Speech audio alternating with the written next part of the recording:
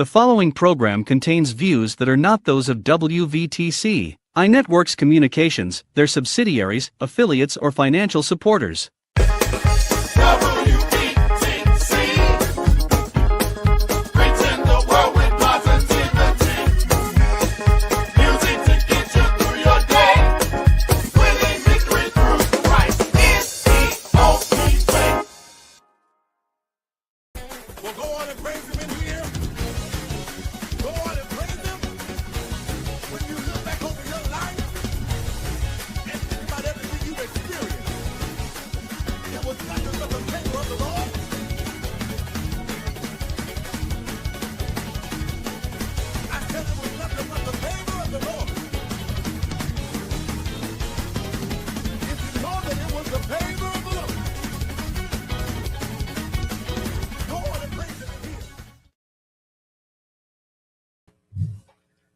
Good God, Saturday afternoon, people of God. You have tuned into the Solutions Radio Show.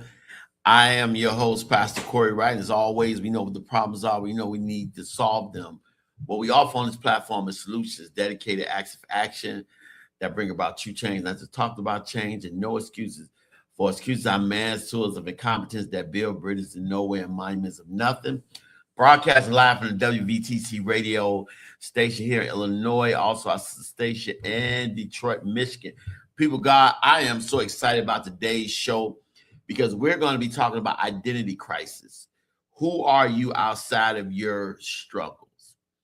And also changing your positions. And this is based off of a therapy session I had with my therapist, and it is really going to bless you.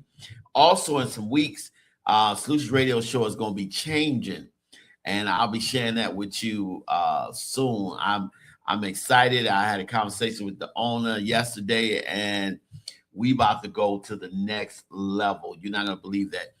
Also, I'm going to share with you my weight loss journey. I've in this weight loss process, I'm going to tell you how much I've lost, but you know, because of the job, I had to go to the doctor and see a weight loss specialist. And this is my third week in it, and you ain't gonna believe how much I lost already. So it's for me, it's like wait till June come. Oh man, but I'm gonna give you the information on a later date, and I'm gonna also have that doctor here as one of my guests. But I want you to see the results in myself first, and then I have our own, and we'll go from there. Today is such a powerful show because I want to talk about a therapy session that literally changed my life. It didn't change the lives of people who I've talked to about it. One of the questions that my therapist asked me, and I want you to think about that. He said, "Who are you outside of your struggles? You know, who are you outside of your bad experiences? Who are you outside of your letdowns? Who are you outside of your family growing? Who are you?" And the reason why that is important because many people contribute or attribute who they are today, what they've been through, you know, and study who God made them. You know, that, you know, if you look at a lot of times in gang banging, they always claim a block or a set. I'm from this set. I'm from this block. I'm over here. I'm from the low end. I'm from the wild hunters. I'm from this because they want to give themselves credibility being in a place that everybody deem is tough. So what happens is I'm from this place, but who are you? And the reason why that is important because we give more reference and more praise to where we come from opposed to the God that made us. And when my therapist asked me that question, I couldn't answer it. I broke down in tears because who am I outside of my struggles? Who am I outside of my experiences? I said, because my experiences and troubles made me. And he said, well, I'm going to add 2 words to that sentence and see if it changes your mind or changes your perspective. And the 2 words that he added on to that sentence was You are who you are in spite of what you went through. Because I want you to think about this. If God knew us before the foundations of the world, he knew he created us before we became a member of this world for this brief time we down on earth. And he already equipped us with what we need far as the task he created us for. So the question is, and the reason why you say that is every time we give more reference to what we've been through, the struggles we've been through, we're giving the devil praise instead of God being praised for what he brought us out of. And also we talked about changing positions, and changing positions. Like he showed me if I would have changed my position in life in some of my situations or most of them, I would have had a different outcome. And many times we don't look at our participation in what we've been through in life, or we don't look at our position. There are many things since this therapy session that I had that I overlooked, far as relationships, far as church relationships, far as ministry, that if I would have changed my position and looked at it a different way, approached it a different way, I would probably still be doing ministry with people. I would probably be in some relationships, or I would probably be further ahead. But I reacted from my emotions because my emotional state was created by what I've been through, opposed to who I am. That the Bible says it rains on the just as well as the unjust, which means that the same storm that I have to deal with, the unjust has to deal with the same storm. Or the same storm that I'm dealing with, you could be dealing with, or somebody else dealing with. But how do we deal with that determines who we are, not the storm. Ooh, I'm on fire today. And I want you guys to look at that. And today's show is identity crisis. Because I had an identity crisis in the fact that I attribute everything that I am to everything I've been through. But I'm more than my was, and I'm not my was. And the things that happened was to shape me, not to become a part of my character. And we're going to get deeper into that, because what so many people have done is they have made their pain, suffering, experiences, bad issues, heartbreak, all the horrific things that traumatize them and hurt them, they have allowed that to become a part of their character to a point that they eat, live, and breathe negativity, or they eat, breathe, and live their struggles to the point where they have no identity outside of that. There are some people that he hit me with that blew me away that don't want their problem solved, because they have built their ministry around it. They get all the attention around what they're going through, what they've been through, what happened to them. And they feel if they get healed or everything get worked out, who are they? And unfortunately, those are the same people who look for problems when they don't have them. We're going to get into that. Let me first talk about giving too much reference to what you've been through opposed to who God made you to be. That you are who you are in spite of what you've been through.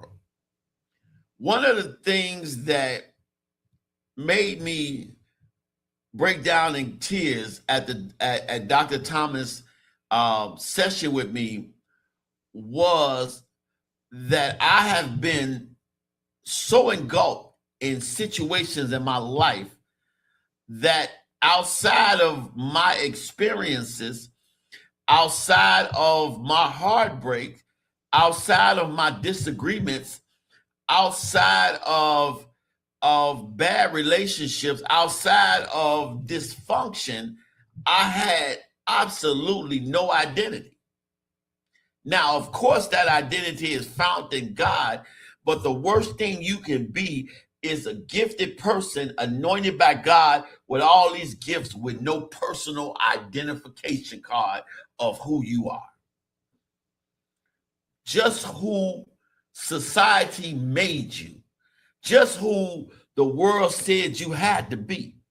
And that right there broke me down because I could not give an analogy without giving a reference to what happened.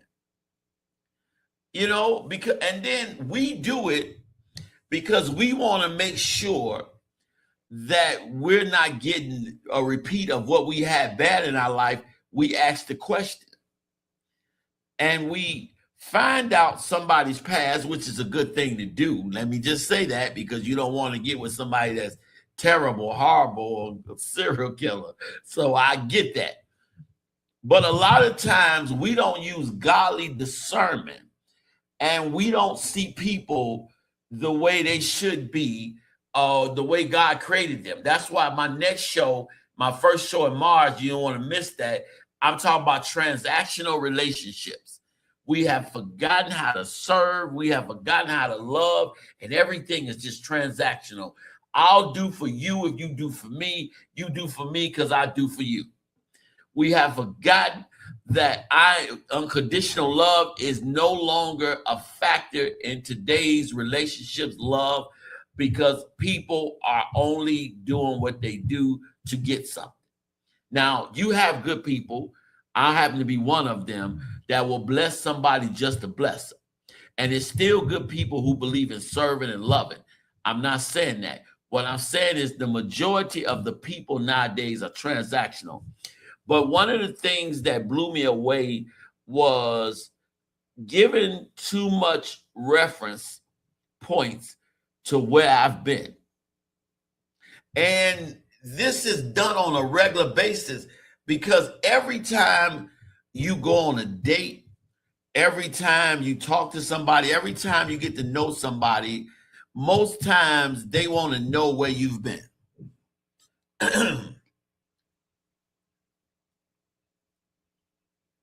I'm drinking orange juice. I got to drink healthy food. And you look at that, you always want to say, I was made by the struggle. When you were made by God, but you survived the struggle.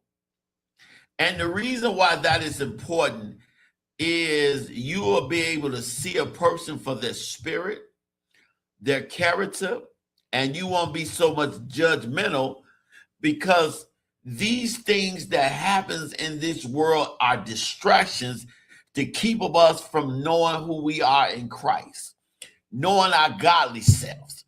Is to keep us in the mind frame of we have to be what the world wants us to be, and it becomes a part of our character. I made it in spite of what I've been through. I am who God made me, not what the world tried to break me with, take from me, or hurt me with. I am not that. So I don't want to give reference to that or make it like I'm trauma bonded. That's the basis of trauma bonding. I want you to know what I've been through. Now, why is that important? Because that's where we find our validation, because we never got it in it.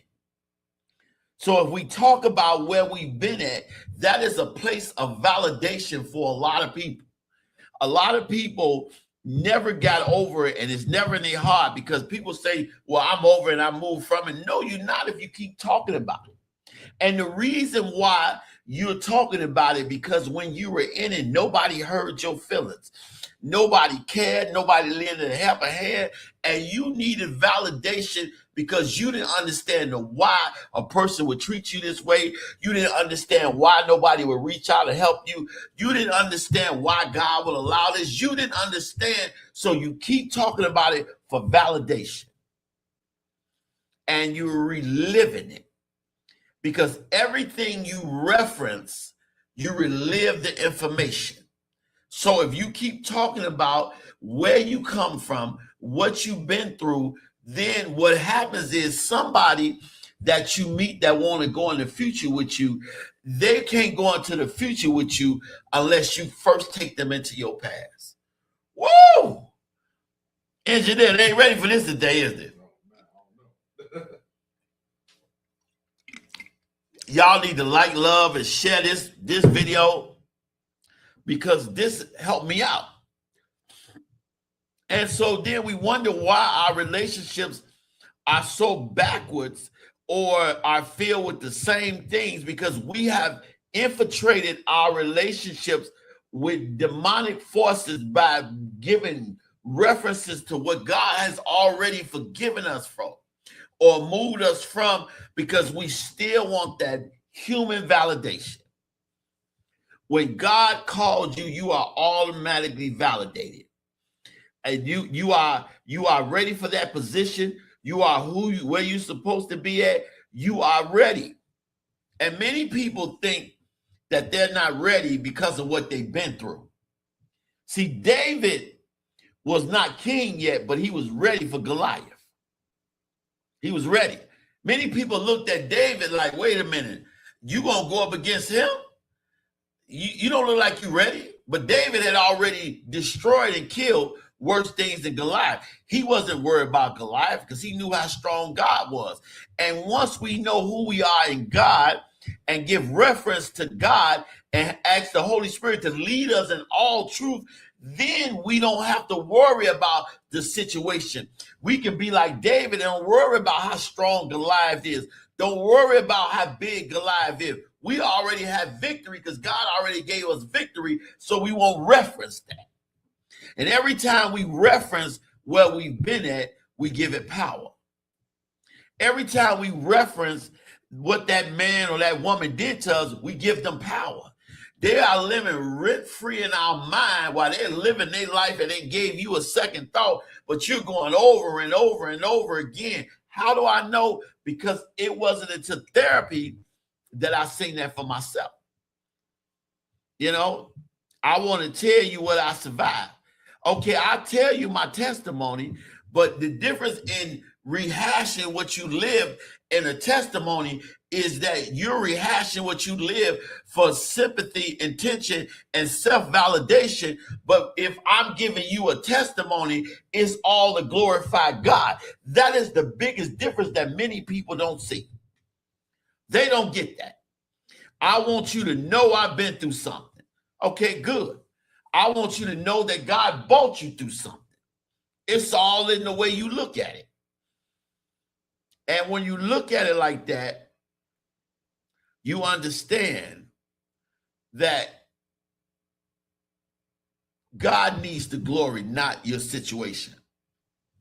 You know, I'm from the south side of Chicago. I don't make sense if I'm from the north side of Chicago, west side, east side. I'm still anointed by God. I don't care if I'm in a big church or I'm in a small church. I'm still anointed by God. You know, it doesn't make a difference. Where I am, it doesn't change my anointing. Watch this.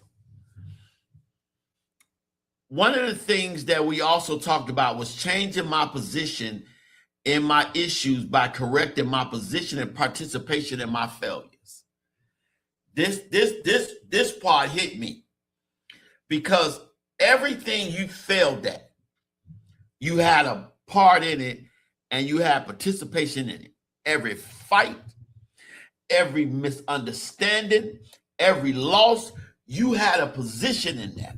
Now, Dr. Thomas wanted me to look at it like, I don't want you to look at the failure and worry about the failure, but I want to look at your position in the failure and correct your position in the failure so that you won't repeat the failure.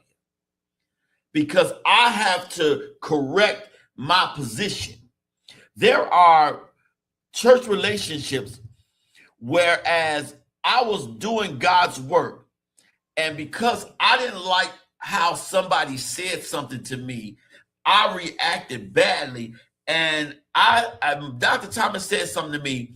He said, Corey, you were in the wrong, because if you're doing God's work, what somebody say, how they say it shouldn't matter, because that's not important and foremost. And so there are places that I should be doing ministry at, that I should be working at, and people that I should be working with that I can't, because I got offended by what they said. And what happened, I responded out of my emotions in a bad way. Why? Because I forgot who I am in Christ, because my identity was in my issues and not in God. So when we look at our position, a friend of mine said, and I prayed that God give her overtime back, but a friend of mine said to me, Corey, I was talking about paying off my house, and I was talking about doing some major things. So I'm working all this overtime. And I was saying this in a room full of people. One of them was my supervisor. And he heard that, jealous of me, took away my overtime. Now, he was wrong for doing that, but you was wrong for telling people your business. Some of the greatest work is done in silence. But the enemy is not omnipresent, omniscient. They go by what you say. The enemy has studied you your entire life, and they send attacks on you based on your reaction, what you've said, and what you've done in the past. They trap you through your habituality. So if you had to change your position and never said nothing, then they would have never known nothing, and you would have still been making money. Now, I told her that God is going to bless her to get it back. But I told her, why don't you be quiet? She can't do that. She needs to always be who she is everywhere, and that is not what you're supposed to be. Even Jesus said when he was being persecuted, my kingdom is not of this world. I can summon 10,000 angels. But what happened? He allowed man to crucify him. So you got to look at it like sometimes it's good to speak and sometimes it's not. But if you speak prematurely, you give the enemy the information they need, especially in monitoring spirits, to stop you. So sometimes you got to learn how to be quiet. You have to change your position. I'm one of the most friendliest people at work, but I got into a situation where a person lied on me. Even though none came out of it, I don't say much now. I don't say my business. I come in there, my job, I come in and do my job. My job is coming in and make money, man, my business. And people can see the change in me because everything happened. Even in relationships, I wasn't in a position to be the best I could be, and I wasn't able to put people in a position that they could be the best they could be, or they weren't in the best position to be the best they can be. So I have to correct me, and that's why I put so much time in correcting me, or working on my weight, working on my mental health, studying the Bible, working on spirits, because I understand if I change my position and how I approach, deal with, speak, interact, it changes the situation. I didn't realize through the therapy session and changing my position and correcting my position and participation in my failures, how many great opportunities I squandered because I was reacting in my emotions, because my reference to who I was went back to what I've been through, what I experienced, and I reacted from that because that was my origin and my roots, opposed to God being in and drawing people with love and kindness. I want you to think about your life. When we think about successful people, he said, we always want to know what the successful person did. Like they didn't make it off of a series of mistakes and things. What the part of that many people don't talk about when it comes to successful people is what they don't do. I want you to think about it. Everybody want to know what successful people do, but nobody wants to know what they don't do. There was a video that hit me hard, and I shared it on my page, and I shared it with some of my friends. This video said, in order for you to be successful, you have to be in an environment that allows you to be successful in and allows your gifts to be seen. You have to put yourself in a position for what's inside you is requested. Many people settle down, or they settle in a position that's too small for them, that nobody wants to hear. They're in a position where they cannot do what God says do. And you have to put yourself in that position. You know, you can't be in an environment where you competing with 50 people trying to do the thing that God wants you to do. That's not the environment. You have to be in an environment where what you have, what's inside you, has the ability to shine. You have to change your position. And the things that has to come out of you, that God put in you, they will not come out in the wrong environment around the wrong people. You have to be in an environment where you can be you, and what you have inside you is able to come out, or is requested to come out. You know, I can speak and preach anywhere, but it is more requested in church, because people need a word everywhere. But it's easier for me to do it in church. Why? Because the environment needs or requires what God put in me to come out. So when we look at our position, there are a lot of relationships whereas all I had to do was something different, that I could have loved differently. I could have spoke differently, you know, but what happened was I met a person from where they've been at, and I created a stalemate from where I've been at. So you had two people who didn't want to change their position. And many people don't want to move from a point. They want to move, they don't want to move from a point. They want to make a point. And they don't want to get off that position no matter what it costs them. I've made more positions and lost more making positions, making points. And it made me really look at that I could have done something different had I changed my position.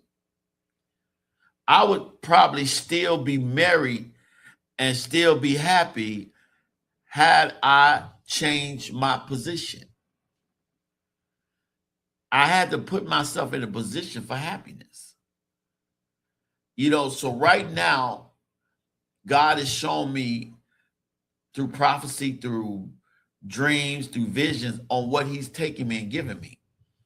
So now, in order for me to not mess that up, I have to put myself in a position to handle it. I know God is going to give me his strength, his wisdom, his vision, but I have a job too. I still have to take a step, and I still have to study the word day and night. I still got to get myself in shape. That's why I go to the weight loss doctor now, and working out. My whole eating, everything has changed. I got to get myself mentally prepared for what God has for me. And that's why I'm learning a lot in these sessions, because I have to put in the work. I have to change my position. We have gotten to the point where everybody wants to be gifted something, overnight, microwavable success, or they want somebody to give them something. Many of people have forgotten what it takes for hard work, the years of passion, hard work, dedication. People have forgotten that. They have forgotten that. But everybody wants to give me what you can give me right away. Nobody wants the conventional oven methods. Nobody wants to take the time and watch it cook slow and watch it cook. Everybody wants it right away. I want you to truly think about that. I want you to get that. When you think about all the things that we could have done differently, what's my position? You know, and unfortunately, a lot of people don't want to forgive. They don't want to give up or forgive somebody because they don't want to change that position of what has transpired, because again, changing that position will change the outcome, and some people want to keep being mad at people. I want you to think about that in your life. I want you to look back in your life, look at some of the people you lost in your life, look at some of the relationships, look at some of the monetary things that you've been blessed, look at some of the business ideas, look at some of the things in life you could have went a different direction in and would have changed everything. That you could change your position in a lot of things. Many people that want to come back in my life, or they want to access to me again, they want me to change my position back to the position that benefited them. You know, a lot of times, you know, when we think about people, they look at good people and they treat them any kind of way. You know, a lot of times they don't talk to them the way they talk to them. They don't love them the way they love them. They don't bless them the way they can bless them. And then when they lose them and watch them doing good on somebody else's boat or show, then they're looking like I could have done differently. A lot of times people don't think they can lose their blessing and they don't change their position in it. There are people right now that won't change their position in my life, and they're going to get left behind, because this is your opportunity to do something different. This is your opportunity to say something different, because I will not take you in a manner that is no growth in it, that's no betterment, that we're not building something. I won't take anybody that way. But if you change what you do, but many people don't. Because why would they change it? Because they have to prove a point. And many times proving a point has left people at a point where they don't have anything. Change the position. I now see how God brought me through, but I now see how different my life would have been and will be now, because I changed my positions. I didn't look at what somebody did to me, but I looked at what I did because they did to me, what they did to me. I don't look at no more where I was, because had I been obedient to God and know who I was in God, I would have dealt with it differently. That's why when people ask me questions on what I would do, I don't answer questions like that, because I can't tell you what I would do, because what I've done got me what I am and what I had. But if I did it God's way, I would be much further. And God wanted me to understand in this position that I have to stop being the weapon formed against myself that's stopping me from prospering. Ooh. Do you know you can be the weapon formed against yourself that's stopping you from prospering? I want you to really understand that if you change your position, because at work right now, I love work. I'm not stressed. I'm not worried about anything, because I say nothing. I mind my business. I stay away from people. I have nothing to say. And one of the therapy sessions, like I told a friend of mine, was he said that because you have to change positions to give somebody advice, never give voluntary advice. They ask you what you think. You say, are you ready for the truth? You know, therefore, if you get mad at what I say to you, you ask me. I didn't ask you. That most of my fights have been places where I have jumped in that I had nothing to do and given my advice or felt like I have a right to say something. Well, I don't. And that was unnecessary drama that was brought to my life because I volunteered my help. That many times I spoke on previous shows on how I recovered from being a people pleaser person. Why? Is because I felt like I had to do everything, or I can fix everything, or I can change everything. And a lot of times people would tell me their problems subconsciously, and I would get involved. And then what ended up happening was that I've given all, I'm at deficit, and then I'm looking for them and they to help me, or to appreciate it, or and they looking at me like, wait a minute, I never asked you, you offered.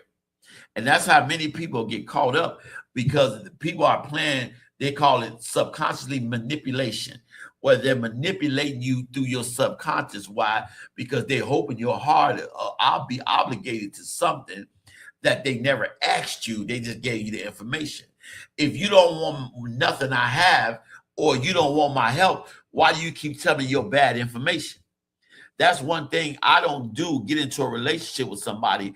If you really care about me and you really want to be with me, you need to be warm and nice. And you need to make somebody want to do something. But if all you got for me is how bad your life is, how bad your problems is, how bad things are going, and what you need, then I know right then and there you're subconsciously manipulating me, and I don't have anything to do with you. I'm a person like you. I want somebody to tell me something good like you. I want somebody to help me like you. So why in the world would I have to be in that position? Because one thing about love, growth, and development is you don't put a person in a bad situation. What's your position? If I'm in a position where I'm upset, I got unhealed pain, and I'm walking around with all these bills and all this stuff, and then I want to be with you in your life, that becomes your problem. I'm in a position where I'm putting you in a worse position. I won't allow people to put me in worse positions. It won't happen. So that is one of the things that I look at when it comes to my life now, what position I'm in. So when somebody says something to me, that's just like one of the greatest breakthroughs, and you're going to love this. One of the things that Dr. Thomas did for me, he changed my position on how I receive certain information. And one particular thing that always burned me up when somebody bring up my past. That part always just burned me to my noodles, that he brought up my past. Why do you have to bring up where I've been at?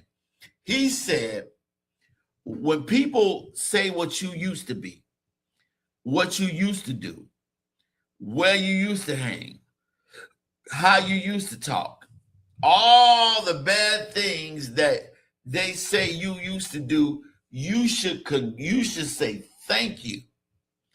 Thank you for reminding me on how far I've grown.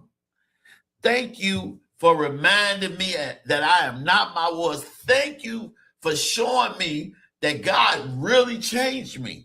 Thank you for blessing me in that manner. See, it's how you receive it. Because when you change and other people haven't, they have to bring you back to a place where they still at, or that's familiar to them. Anybody that's got to make a point to me now by something I used to do haven't moved. And what happens is when they bring up your past, it just reveals to you that they're right there. They never moved. And they can't deal with your movement. So they have to bring you down to a place where in their retrospect or introspect, they're saying, I can talk to you eye to eye. Really, you can't. Basically, you saying to me is that I can't climb up there to talk to you. So I got to bring you down here to talk to me. And that's why they make points with your past.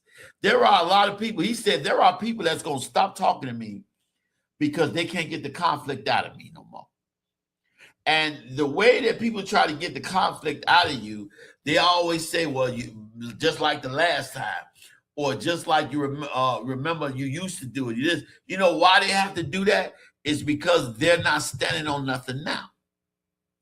They have nothing tangible or great in their hands to deal with the you now, the work you put in, who God made you, what God bought you from. The things that God is opening, they can't deal with that. So they have to bring you back to a place where there's familiarity, because right now where you've moved it, there's no familiarity.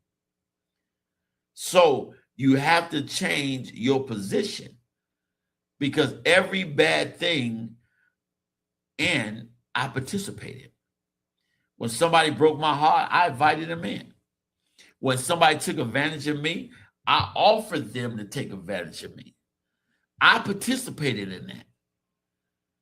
And when you participate in what destroys you, you are the weapon formed against you that stops you from prospering. Now, let's talk about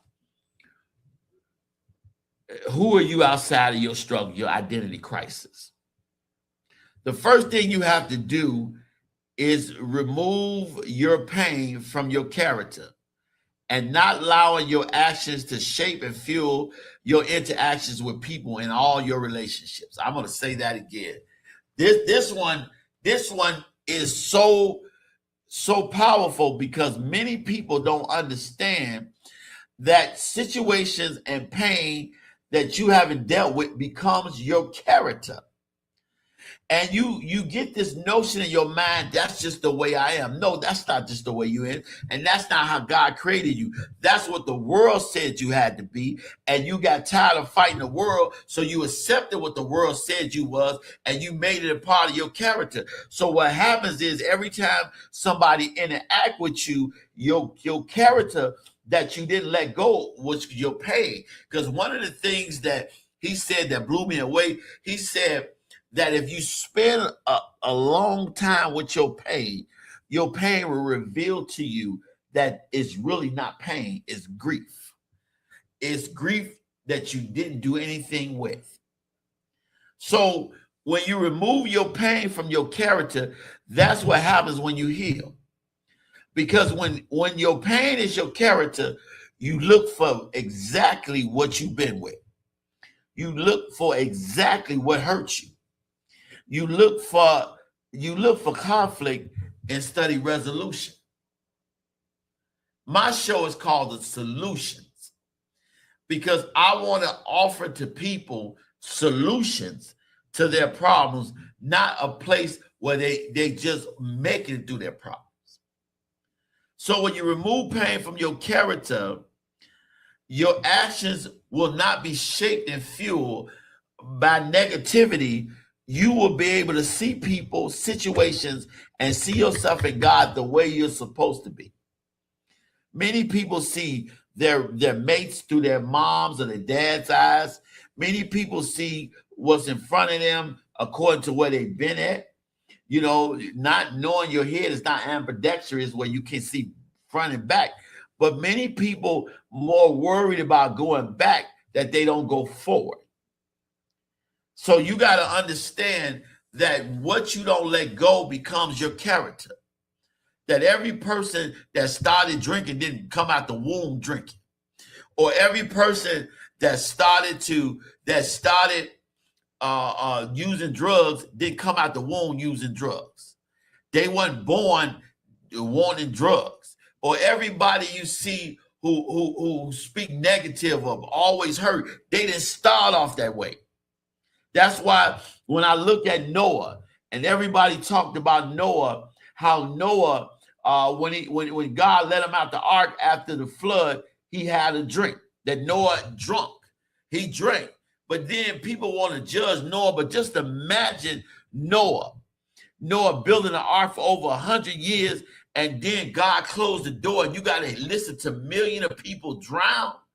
You got to listen to the trauma of watching or listening to millions of people drown Could you imagine how that would have on your psyche? Could you imagine how that would make you feel? I would have a drink, probably worse. You know, could you imagine? I've seen last rites where somebody passed, where I prayed and give their last rites and they passed. It's like boom. Could you imagine hearing all those people banging on that arch trying to get in, but God shut the door and you got to listen to them scream and drown? But people gonna say Lord was accused of drunkenness. I bet you have a drink too. Because a lot of times when we look at what happened, pain is in our character because something or somebody in this world hurt us, which turned us to do things. That's why when I say my testimony, I almost committed suicide. And if it wasn't for God saving me, I wouldn't be here. But you look at that, most people say, oh man, you got it together. You're such a great, because you don't know what somebody's gone through. You just see them for where they are. You don't know. Pain, if it's not dealt with, is grief turned into your character. So you will open your mouth with negativity. You will always look for plan B and C and stand loyal to what God said was plan A. You will always come to church looking for a word. People have gone prophecy crazy. Prophet, prophet, prophet, prophet. And study reading the greatest prophecy ever told to man, which is the Holy Bible. But we have gotten to a point where we have allowed pain, trauma, past hurt to become our character. To the point we have made dysfunction normal. We have made hurting people okay. And we've been hurt so bad, and pain is such a part of our character that we don't even feel bad hurting people. There are people who will cheat on you that don't even feel bad cheating on you. There are people who will curse you out, don't even feel bad cursing you out. There are people who would take from you, steal from you, and don't even feel bad about doing it. That's because they are so caught up in who they are by their trauma and their pain. Who are you outside of your struggles and your pain? Are you willing to change your position from what you used to be or what the world says you have to be to who God says you have to be? I want you to think about this. You have to grow, and growing, you have to grow in your God purpose instead of getting out of situations, because no situation should affect your godly character.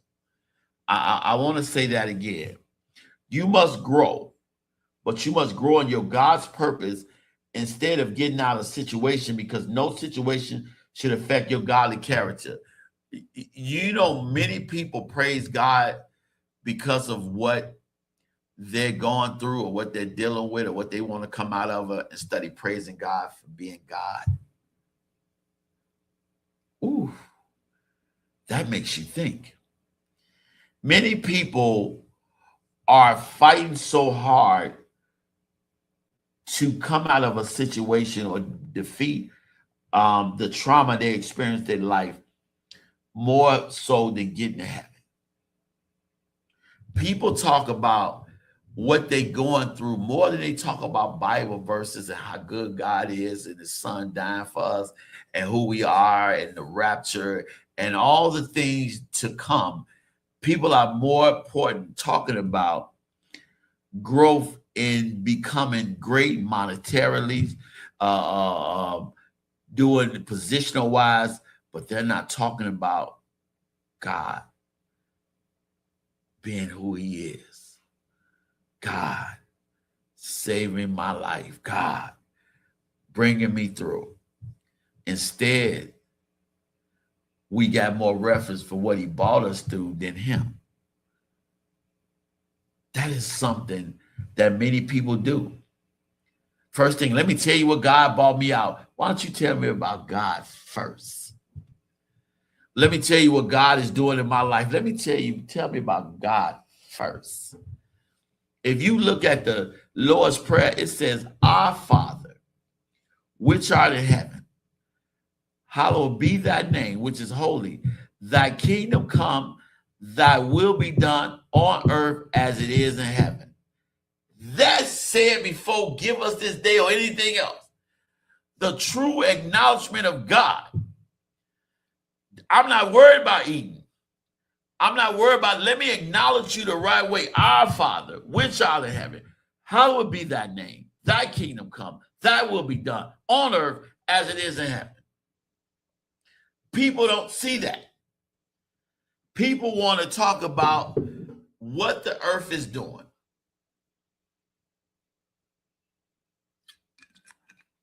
I want you to think about this. I want you to think about this. Who you are in God, your godly character should be that way no matter what. Paul was Paul in the jail, facing death. He knew who Christ was. Elijah, Moses, no matter what was happening, they knew who God was. I want you to really understand this about godly character. Who God made you can be affected by situations, but it shouldn't change who you are.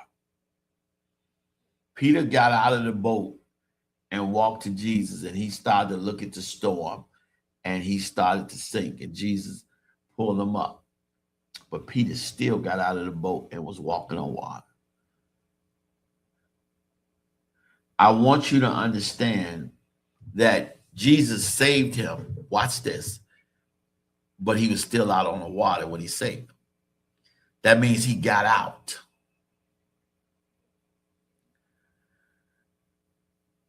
You cannot be in a place, and many times we are choosing people in our caterpillar stage, and then life changes for us. We're in our butterfly stage. See, we don't put ourselves in a position, and we don't look at the situation for godly purpose. The purpose of the caterpillar is to become a butterfly. But many people commit as a caterpillar, and then when they go into that stage where they're in the isolation period, while they grow their wings and grow into a butterfly, and then they become a butterfly, the other caterpillar's like, wait a minute, why are you leaving? Okay, I don't belong there no more. I'm not that anymore. I need to go and see the garden for what it is. I've seen it on the ground. Now I need to see it in the air. And one of the things that we look at is we have to find our God selves, but we can't find that in the world. We have to find that in God. Watch this. Some people have identity crisis outside of their problems and have created their whole life and character rooted in their problems, and they only have self-validation in their problems. And they seek out people to create more problems with. That's why jail is so bad, because you cannot move. You're locked up with your problems. Ooh, oh man, let me read that again. These are notes that I took in my therapy session, and I'm doing a show on these notes. It says some people have an identity crisis outside of their problems, and they have created their whole life and character rooted in their problems, and only have self-validation in their problems. And if there were no problems, they would seek out people to create more problems with. That's why jail is so bad, because now you can't move and you're locked up with your problems. There are people who don't want to be healed. There are people who call people just to talk crazy, to get a response out of them, to create negativity so they can feel validation. There are some people are such hell raisers and love to create so much drama that if everything worked out for them, they will find a fault or find something.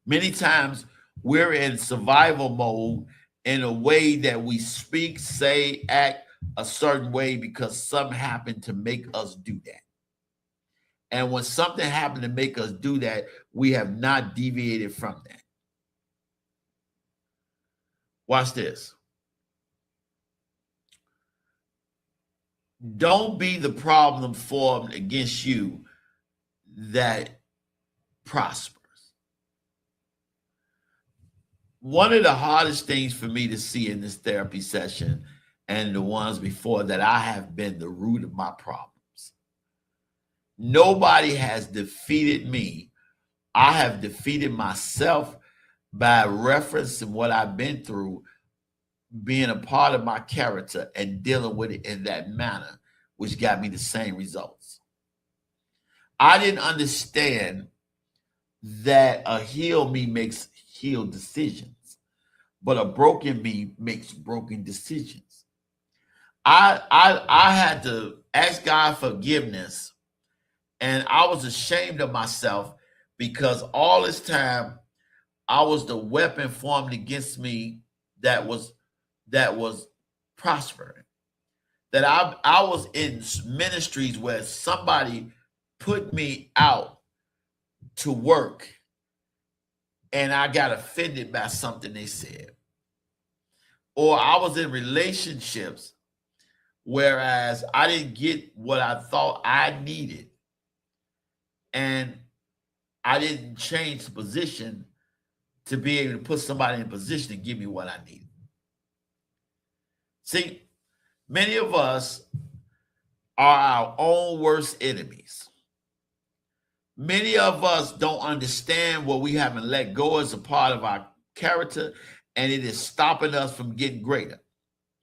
Because God knows if he gave some of us what we've been praying for, what he has for us now in the wrong state of mind, it would not only kill us, but it would ruin generations.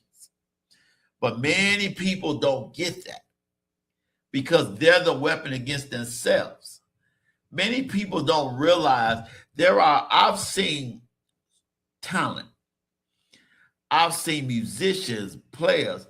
I've seen great athletes didn't make it because they could not get themselves out of the way, and they became the weapon against them form that prospers. Many of us are caught up in what we believe. We are caught up in how we want to do something. We are caught up in what looks right for us. And the Bible said, lean not to your own understanding, because God knows what you don't know. And a lot of us have gotten in situations because we thought we knew more than God, or we wanted something. The devil, I want you to understand something about temptation. And many people or many leaders don't teach this about temptation. The devil don't tempt you with something you don't want. That there are hidden desires, or there are desires that the devil know you want. And he'll send the messenger to destroy you to look exactly like what you want. That's why you have to look at, you got to have godly discernment with your godly character, because you got to make sure it's from God. One of the things God showed me about prophecy, like I said on another show, that prophecy has to be with biblical reference, bring me back to God, and with instructions. It can't be just like God gonna do this, God gonna do this. No, how is he gonna do that? What am I to do? What am I supposed to do? Where is the biblical reference? When I think about my life, I let people's thoughts counterproduct my efforts, whereas I became the weapon against myself form that's prospered. And I had to understand, and that's why, as I talked about earlier, corrected my position and participation in my failure, because Failure can't happen in my life without my participation. It could be my methods of work. It could be my preparation. It could be my desire. It could be my hunger. But more importantly, it could be my faith. Whatever happened, I allowed myself to react.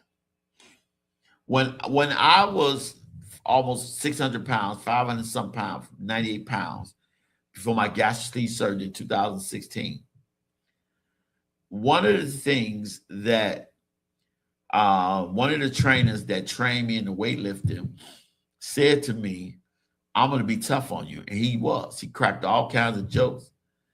And the reason why he did that, because he said, I want you to understand that everything you ate, you had a chance not to eat. You had a chance to stop. Every situation. Even when you get into it, you had a chance to stop. And so now you have to pay the piper. And he said, just because you told the truth about yourself don't mean you don't have to deal with the consequences for the lies. You have to understand, just because you're telling the truth about yourself, you still got to deal with the consequences. So I had to deal with the point I'm fat. So I had to go put in the work in the gym. And I'm putting in the work now in the gym. I'm also weight loss thing. I'm putting in the work in the gym. Why? Because I have to deal with the consequences.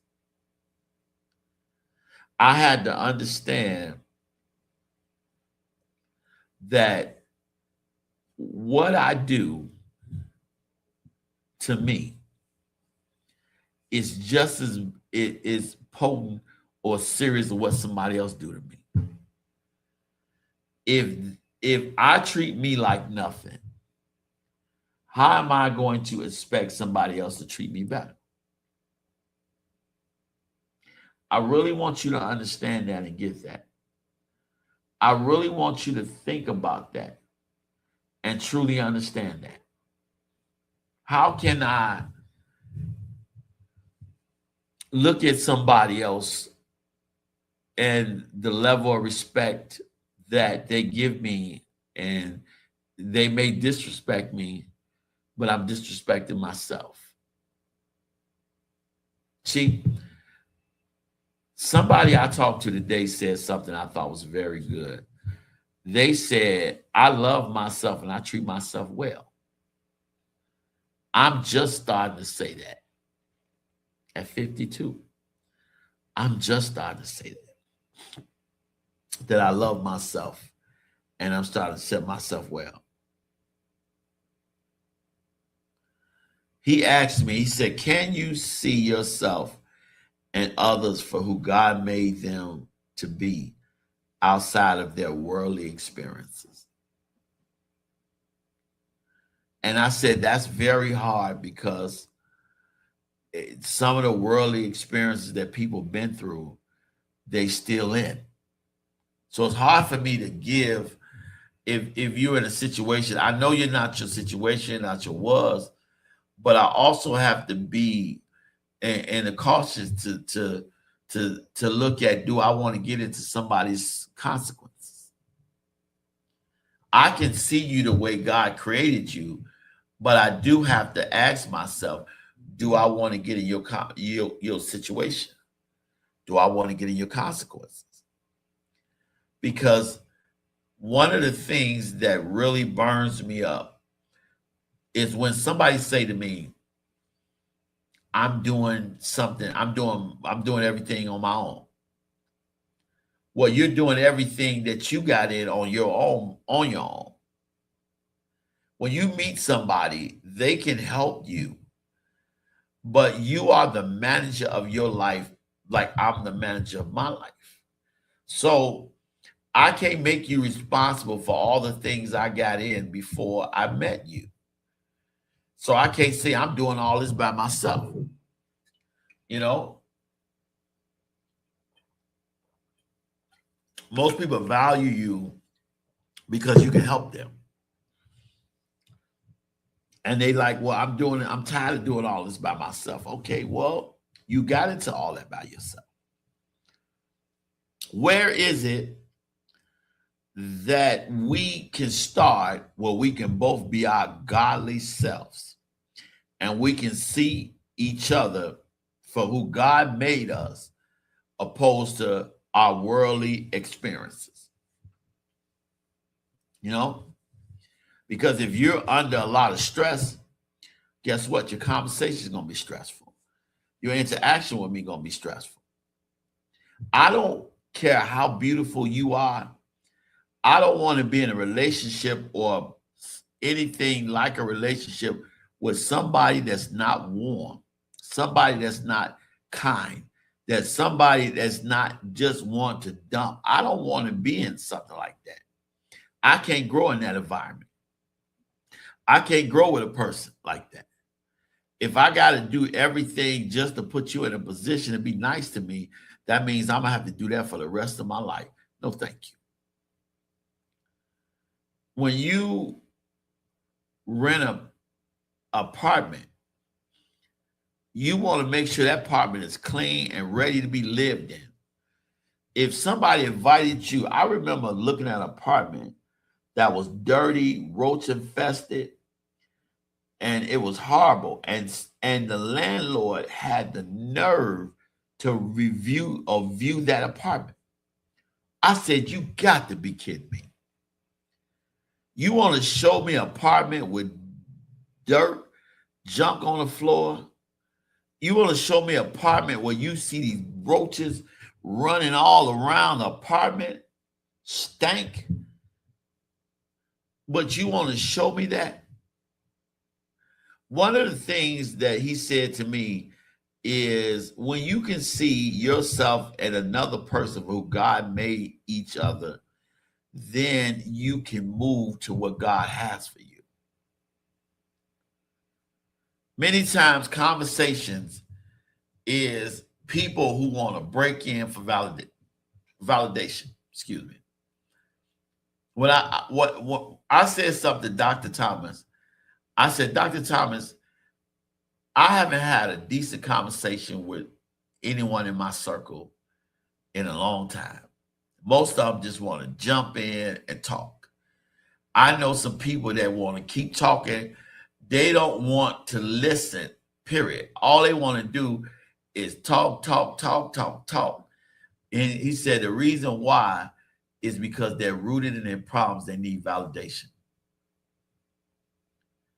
Many people have not learned the art of just having a conversation where you say something, I say something. It's like everybody want to dominate.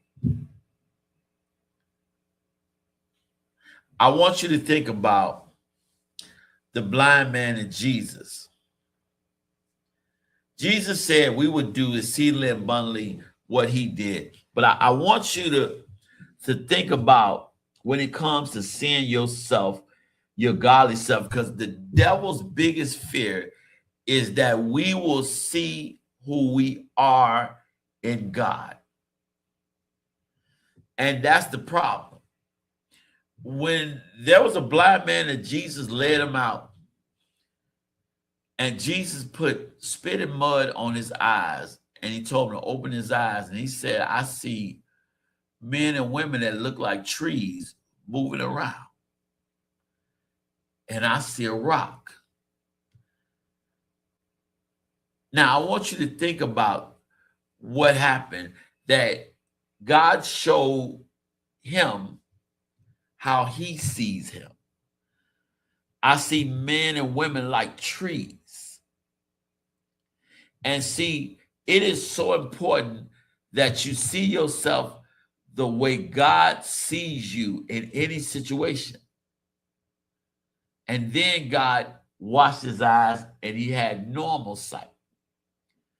But God wanted to show him who you are, how I look at you. That how you see yourself matters. How you see yourself in me matters. How you see other people. And many people are looking at people through the lenses of their hurt or through the character of their hurt, or they're looking at it from a hurt position.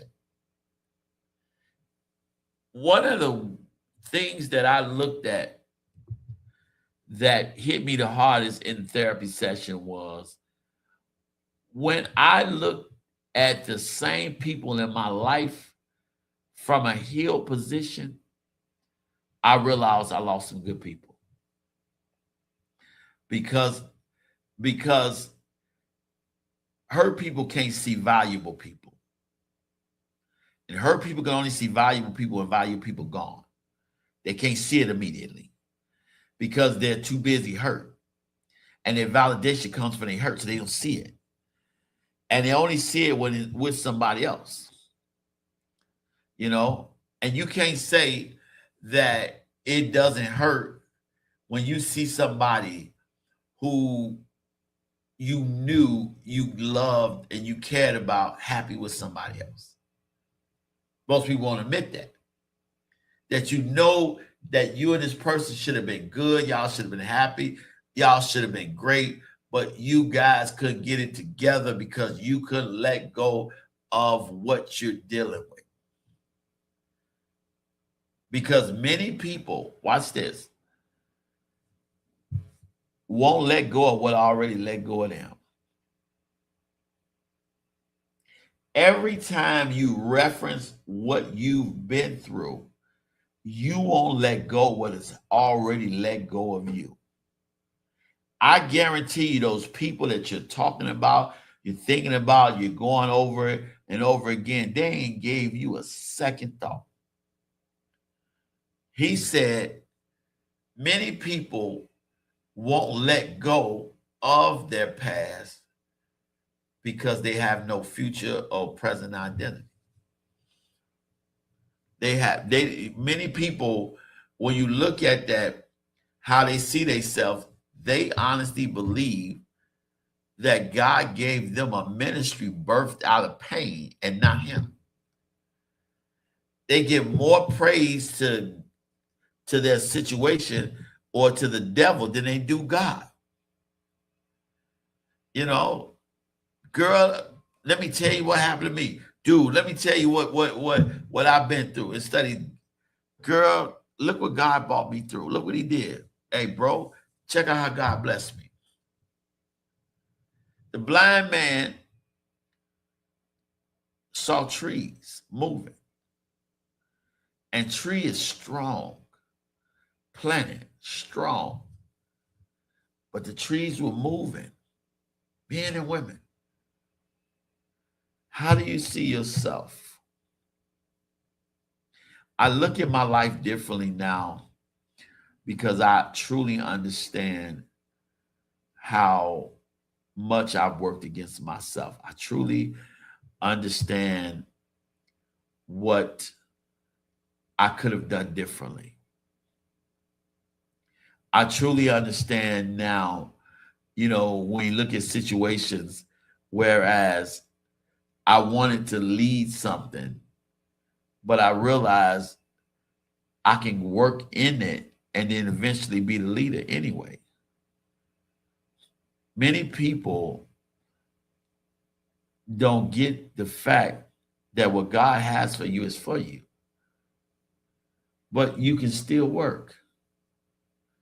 I enjoy working in church. I don't have to be the pastor.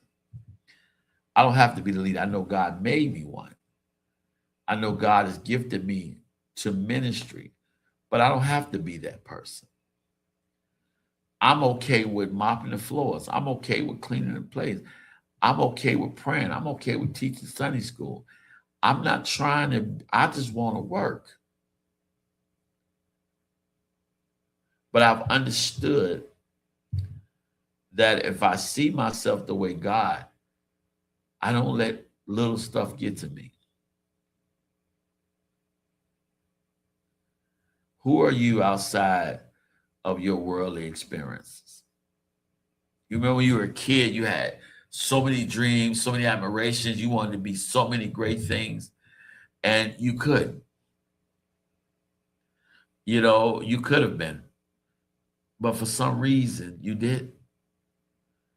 When I was in school, they used to always ask us,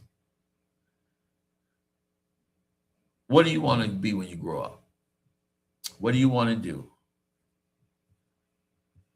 And all the things that I said, I never became any of them. And it was not because I didn't have the ability to. It's because I allowed the world to tell me I couldn't be. When I was writing down these notes, and I have a lot more notes, I'm sharing this because I'm praying it's blessing somebody. I'm praying it's helping somebody because we are not our problems. You know, because people will address you by that. Oh, here come her. She come to bed. Oh, man, or here he come. You know, he always got something negative to say. And there are people that probably need our help that don't get our help because we have already deemed them what they already do. There are some people, some guys, some friends of mine, and they've been blowing up my phone, and I've been calling them back because I know they're going to want to sit on the phone for hours and talk negative thoughts. And I don't want to hear that. Who are you outside of that? Who are you outside of what you went through? There was a friend of mine that I couldn't see who she was until after therapy. Because I'm putting in the work because I understand I can't stay where I'm at. But I also understand that God made me more than what I am, and that I will not give the world my participation in my failure by doing opposite of what God wants me to do or not put in the work to do what needs to be done. Faith without works is dead. So if I'm not putting in the work, I still have to hit the gym, but if you're not going to lose weight and put in the work, then what happens? The alternative, it ain't going to fall off you overnight. It takes work. I want you to understand that godly identity allows us to walk in our godly power. I really want to talk about that. The reason why it's so important that we find our godly identity in God is because we are joint heirs to Christ. We are sons of the Most High God. The same power in Christ is in us. He said we would do exceedingly abundantly. The demons and devils, they don't have the power that they can't do nothing without our participation, our permission. They can't, and far as what they do to us, they have to get God's permission. When you think about Job, God already knew what he put in Job. The devil did. And the devil had to get permission.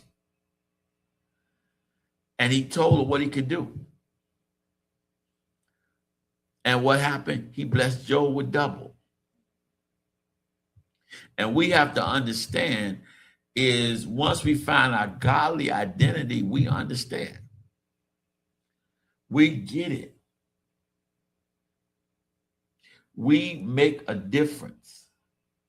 Many times I have allowed people to dumb down who I am because I didn't want to make them feel inferior or feel, guilty or feel bad, because there's always jealousy. And a lot of times people can see on you what's on you more than you can see what's on you. So there's always people looking at you in an adverse way, looking at you because they want to do what you do and you do it easily. So I've learned that if I walk in my godly authority, I don't care if it's 2 people, 2,000 people. I don't care if it's a very small church. I don't care if it's a big church. I don't care if it's on the street. I am still the same man of God, no matter what. So for me, I've learned my God identity because I'm not just a child of God, but I'm called by God. I'm sent by God. And I'm not ashamed to say that. You have many people who feel like if you're not over a church, you're not a pastor. But scripture don't say that. Many people, who are called our pastors or think they're pastors, they made pastors by archbishops. That's not a pastor. It takes an apostle to make a pastor. I was made a pastor by an apostle. A lot of times people look at you and they look at you in that way, but it doesn't make a difference if I'm over a church or I'm under a church. If I'm working with a church, if I'm working in the street, I am still who God sent, and God is going to bear witness to what he sent. That position doesn't change. The place may change, but the position don't change. And that's why people self-deceive themselves by thinking you can move away. They're going to move to Texas. They're going to move to Atlanta. They go all these places to move to, thinking that life is going to be better. Life is still better, but it's still the same person. Because if you know your godly self, it doesn't matter where you go, the anointing goes. It doesn't matter where you serve, the anointing serves. It doesn't matter who you with. You're going to be a good person because God blessed you to be that person. Most people say, well, I got a certain standard. No, I got one standard. You love God as your Lord and Savior, and you serve God. That's all I got. But we don't look at it that way because we don't know who we are, because we have created our identity, our walk, our talk, our actions, our daily living, or what we've been. And that's why we always give references to it. How you doing today? I'm making it. No, I'm better than making it. I'm alive. I'm blessed. I'm highly favored. Or you know what? How's things going? It's going okay. No, it's going better than okay. Because if it ain't going better than okay, then what? I want you to really understand that you got to know who you are. I want you to remember this. Fear is a reaction and courage is a decision. Many times in life, fear is a reaction. I wonder if they're going to like what I got on. I wonder if they're going to like my sermon. I wonder if they're going to like my song. I wonder when I meet her, is she going to like me? Or is he going to like me? I wonder if we're going to be able to hit it off. I wonder if I'm going to get this job. I wonder if I'm going to ever be married. I wonder if I'm going to ever start this business. I wonder if fear is a reaction and courage is a decision. I don't go into rooms like I'm grateful to be there. I go in there like I belong because God sent me. I go into places knowing I'm gifted to do what I do. I'm working on things now with my multimedia person and the owner of this radio station. We're going to work on some things where I am going to expand my ability to talk and interact with people. But this is what I do. This is a decision that I have the courage to make the decision because I like to talk. I like to reach people. I like to bless people. I like to grow. And I understand that this is what I was equipped to and blessed to do. And I'm doing it. I'm not afraid of who don't like me on the radio. I'm not afraid if I'm not far as some of the greats on the radio yet. But I believe that when I'm behind this microphone, this radio, that I cannot be touched. I can talk for 2 hours straight without playing the music, without radio, without using the washroom, without any of that. Because this is a gift of mine that God has given me that I'm able to do. So I don't worry about whether I'm going to be good or not. I don't worry about whether I'm going to be blessed or not. I don't worry about who gonna open the door anymore. Because that was the whole thing I used to worry about. Well, I wonder if this person gonna give me a chance. No, person doesn't have to give me a chance. One of the things that I've always been blessed with is radio. When I first started in radio, I had 3 shows, 3 2-hour shows a week. And I did a little TV, Can 19 TV on, where it was put on there. But I was doing that consistently. And many times I had guests, but many times I didn't.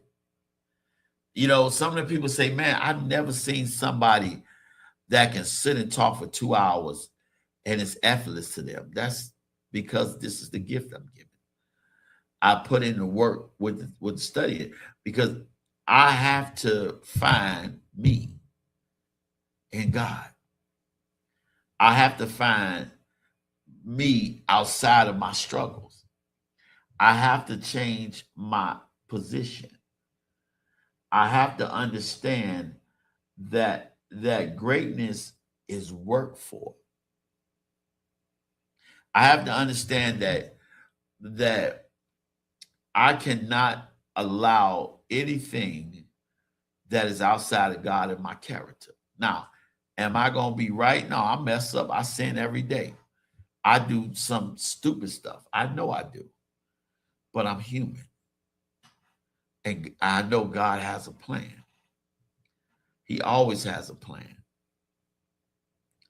But I also understand that this world did not make me. This world did not shape me.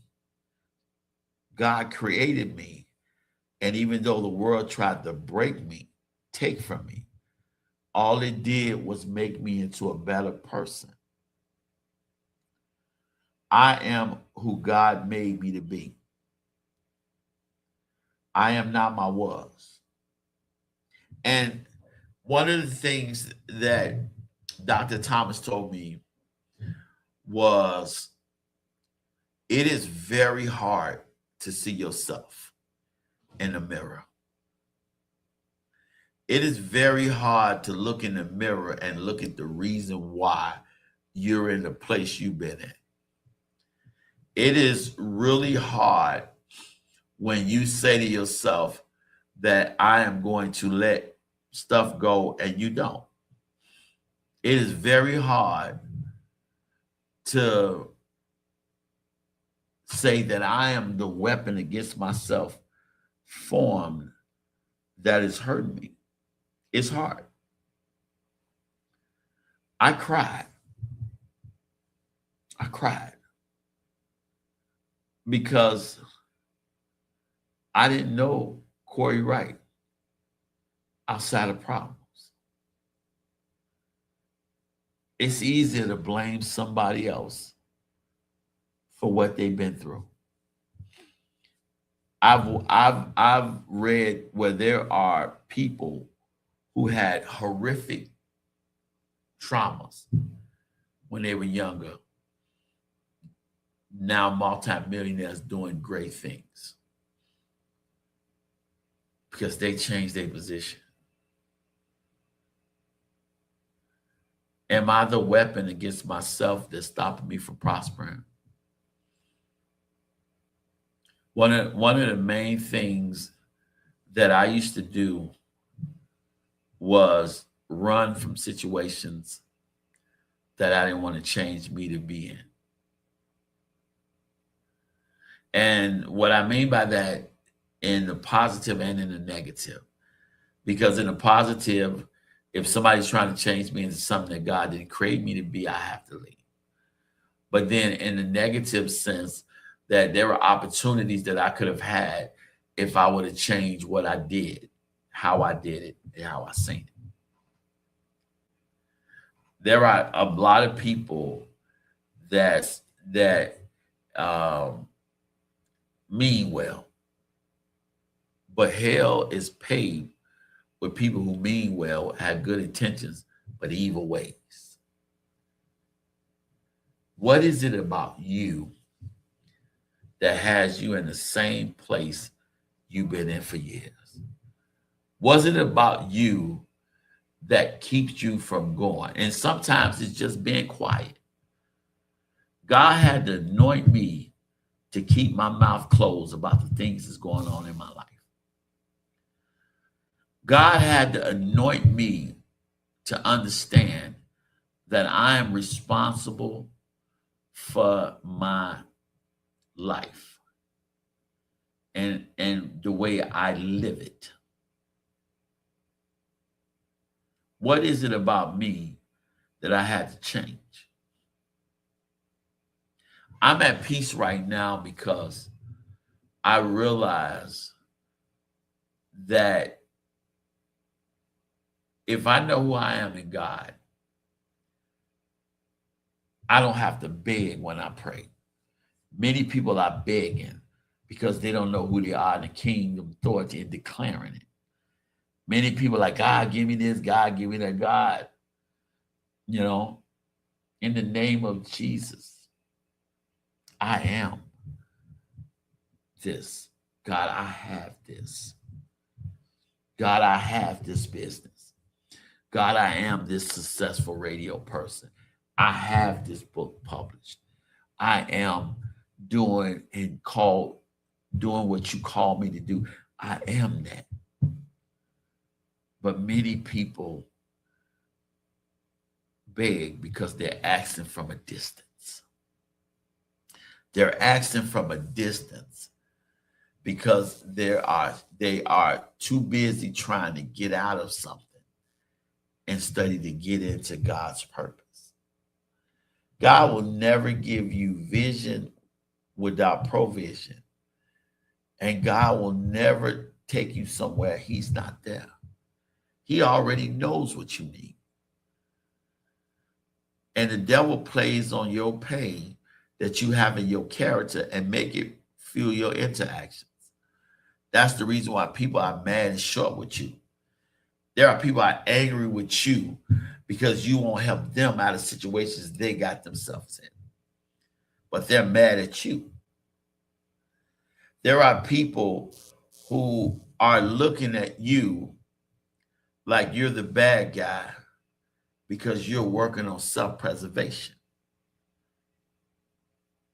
This therapy journey, especially this 2025, and even to now, blessed me so much because when I did 3.5 years, years ago, I thought I was done. I thought I was where I was. But it wasn't until last year that I didn't realize how much I needed it. Because when you're in a position where everybody wants something from you and you're in a position of nothing but takers, and everybody is cool with you as long as you give them what they want from you, then when you change and you start to build yourself up and you start to do things, now you're the enemy. But you have to be okay with that. You have to be okay with people looking at you any kind of way because their negativity and their bad feelings doesn't stop who you are, what you are, and what you will become. I asked a friend of mine when they start telling me about that negativity, and I said that I don't want to hear that. And they said, well, I remember you used to do this. Okay. You had to compare me. You had to bring up where I was because that's where you still are to make a point. I thank you for reminding me that I'm better. But if you tell me off because I don't want to hear what you have to say, how does that change your position? Because when you hang up from me, I'm still blessed. When you hang up from me, you're still miserable going through stuff. That's why I want you to understand some of y'all fights are holding the hand of God up. Because he doesn't want to give you something to destroy you. And some of y'all are making points at the detriment of yourself. That was my biggest thing right there. That was the greatest delivery one of the greatest deliveries I've gotten in therapy, was to understand how people use your past. That's why they keep bringing it up. You used to do this. You used to say that, or me, I had to understand the breakdown in that. Dr. Thomas asked me a question when somebody said, not just it's okay, look at it as you're not what you used to be or you're a different person. He said, look at it that way. But I want to ask you this question. Whenever you got into a problem with somebody, what was the root of that problem? That's when my giving stopped.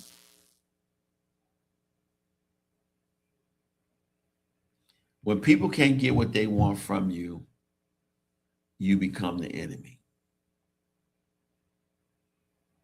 And that's why you have to be okay with being the enemy, because you don't look at yourself the way the world looks at you. I am a servant of God. I am called by God. I am blessed, highly favored. God is doing some extraordinary things. Everything I look at now doing is outside of where I've been. I love my family. I love my mom. I love my kids. And when I get married, when God brings that right person, I'm going to love her as my wife. But one of the things that I've learned is my family, my kids, they are my responsibility. My mother is, my kids are. So I never, and that's, you never worry about what you have to do. But everything now I look at as what God wants me to do. And I don't go into situations with any preconceived notions, because one of the biggest heartbreaks, because he asked me when I changed positions, what are the 3 things in my life that has always contributed to my failing? And I got a few more minutes. I want to really get this. One of the things that always contributed to my failing was I always expected me from me. A lot of times when we change our positions, we look at people for their potential, and we get mad at them for not being able to deliver. So we always want a me and me. That was one of the biggest things, because I always expected, if I do for you, you would do for me, and we'd do for each other. I always felt like that I can love somebody out of their situation that they've been in for years, or I can love somebody out of their thinking, or I can bless somebody out of their situation, and they'll get out of their situation, stay out of their position, awation, and study. Doing that, they'll bring me into their situation. But see, then I thought that, but that wasn't the case. And so I had to realize, in order for me to never be disappointed in a person, I have to accept them for being them and not expect me from them. Understand that I may do this or go out of my way or bless somebody, but they're not going to do that. And I have to be okay with that, meaning I cannot give them something that I need for myself. That's my number 2, always trying to save people. And what has always got me in trouble is trying to save people what I need. But then, I'm offering you something that I need, and I got mad at you for taking it. You didn't offer that. You didn't ask, I offered. So I understand that some things in life that people do, they're going to have to face the consequences of that. I can't stop that. I can't stop that. And then my third, I think I got about 15 minutes. My third is one of the main things that that really, really, really hit me hard, that I had to get was what relationships I'm in when it's time for me to do great things. One of the things that always stopped me from doing great things is bad relationships. That I've always got into bad relationships with people who need me. I've always got to relationships with deficits. You know what I mean? And a lot of times I've chosen people when I was in a better position that wouldn't have gave me a chance if I was in a worse position. Because people can see where you're going or your potential quick. And since a lot of things are transactional, it made me really understand that, hey, these are the things that I contributed in my failure. Positions have to change. So when I approach people, talk to people, interact with people, I'm not expecting nothing more from you than you expecting from me. I'm not gonna I'm not gonna offer anything to you. Like I said earlier, this year you gotta be direct. I ain't offering nothing.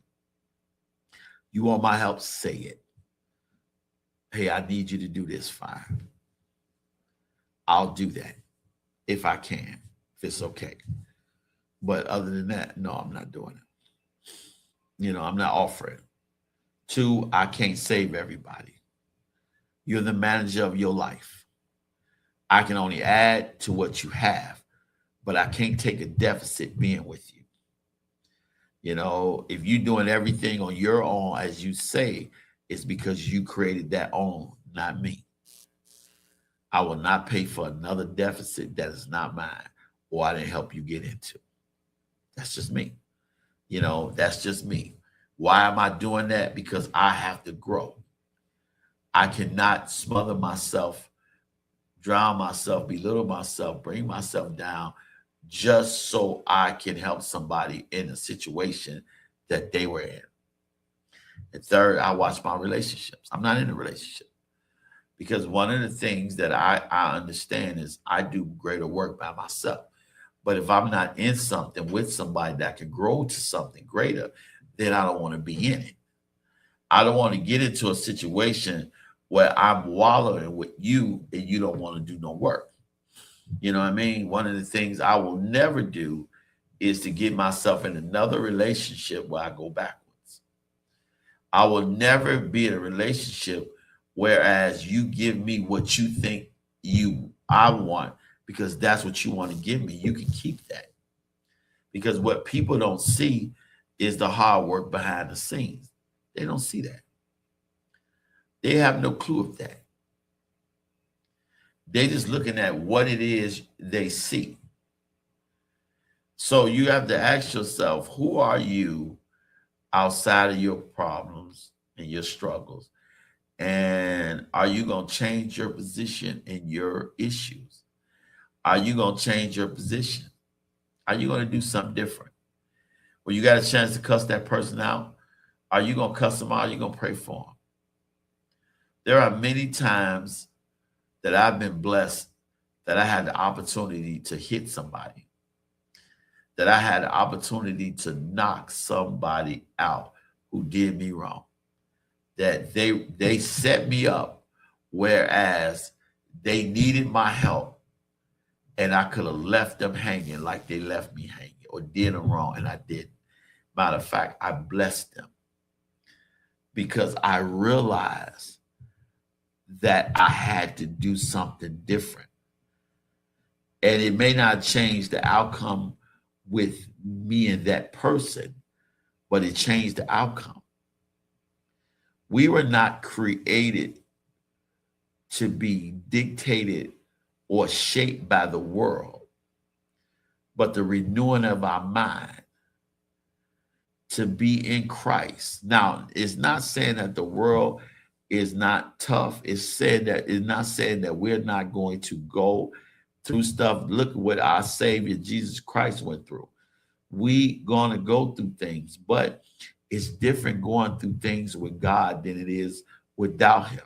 Because going through things without God, it will break you, it will shape you, and it will have you interacting with people because your pain, your issues become your character, and you don't know who you are outside of. That's the reason why so many people grow old and they're in their twilight years and they don't know what to do because they've been fighting so long and they don't have anything to do. Many people, that's why I love Mom and Deke Mitchell, because they live in life to the fullest retired. They going around the world, they cruising, they enjoying their life, they doing all kinds of great things. And so a lot of people work so long and then when they go home, they pass. But life is more than that. Life is great. And listen, y'all, next Saturday, which is the last Saturday in February, make sure you check out Prophet Art. Oh, man, powerful. And then the first Saturday in March, we will be doing, we will be talking about transactional relationships. It is going to be off the chain. I'm telling you, it's going to be super powerful. You don't want to miss it. But I really hope this blessed you. And I hope those that's watching, especially the ones maybe that don't like me, really see the spiritual growth and see the mental growth since I've been in therapy, going back. Because I had to go back because I didn't have a place where I can release and get help. Everybody basically, I don't want to see your way because I'm too busy in my own way to see your way. And basically, if you're not giving me what I need from you, I don't, there is nothing else. So when I look at my life and where I am, I'm thanking God, because we have to put in the work ourselves. We have to stop looking for stuff to be easy and handed to us. Therapy, for me, has really been blessed and transforming because I understand that it's going to be rough. And when I look now, I'm so much calmer. I like being by myself. Do I want to be by myself? No, but I'm at peace. I cruise. I don't worry about what tomorrow gonna bring. I trust God. I know the right doors are open and the right things are happening. I'm at peace with my life. And I understand that it's gonna pay off. And I look at some of the people I've lost, some of the things I've lost. I look at some of the things, but I realize that no loss will change who God made me. I understand that I am more than my struggle. I am more than my bad experiences. I am more than my pain. I am a child of God. God loved me so much that He gave His life for me on Calvary. I am not going to allow people to dictate what I can become. I'm not going to do it. And I want you guys to really take this from what's going on. I want you guys to really understand that you are a person before the kids. You are a mighty person before the problems, before the trauma, before the mishaps, before the broken heart. You were created by God, and you were known before you was even born. He chose you before you was even born. Look at the beauty in life. We have got so consumed with what's happening in the world, which God said these things will happen before He come back in the rapture. We have got so consumed with what's going on that we have forgotten to live. We have forgotten the beauty of life. We have forgotten that even though we've been through a lot in life, we still have a wonderful life. We still blessed. He said, I've never seen the righteous forsaken or a seed begging bread. We are great. I look at people different. You know, if you're going to give me just what you give me, you give it to me. You know, that's what you give me. I'll take it until I don't want to take it anymore. We have to look at our position. I tell people all the time,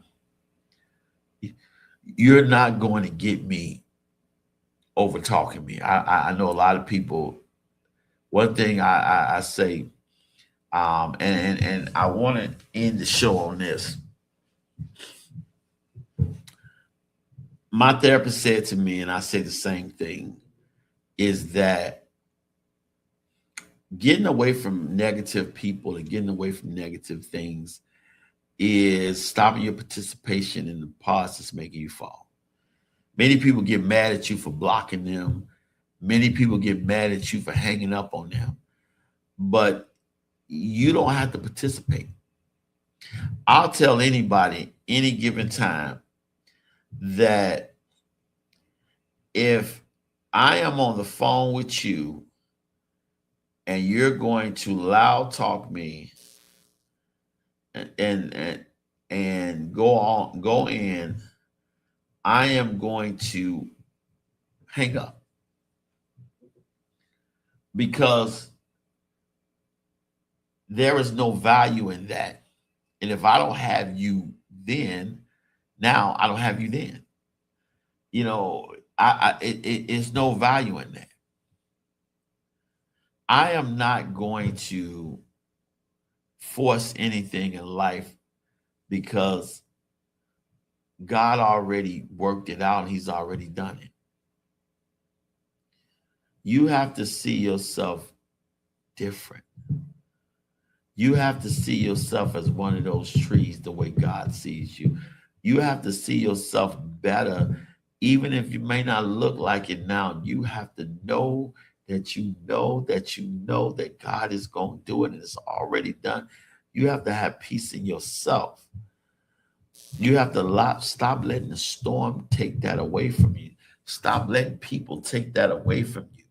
You don't have to be in the middle of none of that. You are who God created you to be. And the world didn't give you the joy, and the world can't take it. And you stop walking around with your head down.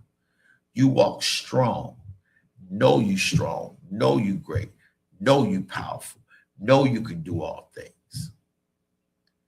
Because God already equipped you with everything you need. It's inside of you.